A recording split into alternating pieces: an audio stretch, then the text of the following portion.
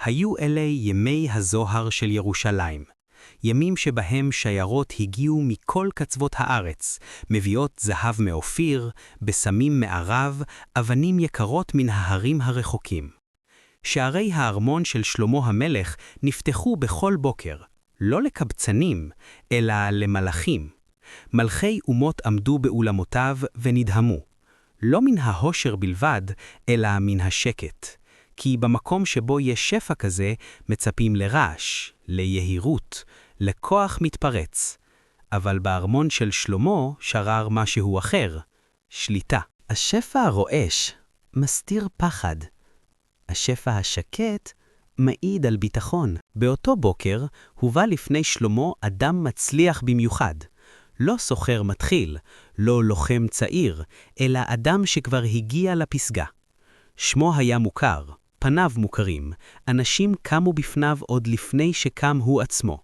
הוא נכנס לאולם בצעדים מדודים, אבל עיניו לא נחו לרגע. מי שכבר הגיע, ואינו רגוע, עוד לא הגיע באמת. האיש סיפר על הישגיו, על הדרך שעשה, על הקרבות שניצח, על ההחלטות שהוכיחו את עצמם.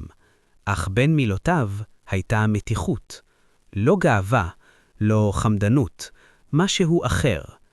פחד שאיש אינו מודה בו. לפני ההצלחה פוחדים ליפול. אחרי ההצלחה פוחדים להישאר. שלמה לא שאל על כסף, לא על צבא, לא על נכסים. הוא שאל שאלה אחת בלבד. מה הדבר שמדיר שינה מעיניך בלילה? האיש שתק. זו לא הייתה שאלה שמצפים לשמוע בארמון של זהב. השאלה הנכונה אינה נשאלת בקול רם. לאחר רגע ארוך, אמר האיש בלחישה, הפחד לא להיות מי שכולם חושבים שאני. שלמה הנהן לאט. זהו פחדם של המצליחים. שלמה קם ממקומו והוליך את האיש בין אולמות הארמון. הם עברו בין קדים מלאי זהב, עמודי שיש ושערים שצופו כסף. ראה, אמר שלמה, כל זה אינו מפחיד אותי. האיש הביט בתדהמה. הפחד אינו במה שיש לך, הוא במה שאתה חושב שאסור לך לאבד. שלמה סיפר לו משל. אדם אחד טיפס הר גבוה. ככל שעלה, הדרך הצטמצמה. למטה פחד ליפול, למעלה פחד לזוז. האיש הבין, מי שמצליח מתחיל לשמור על הדמות במקום על האמת. שלמה המשיך.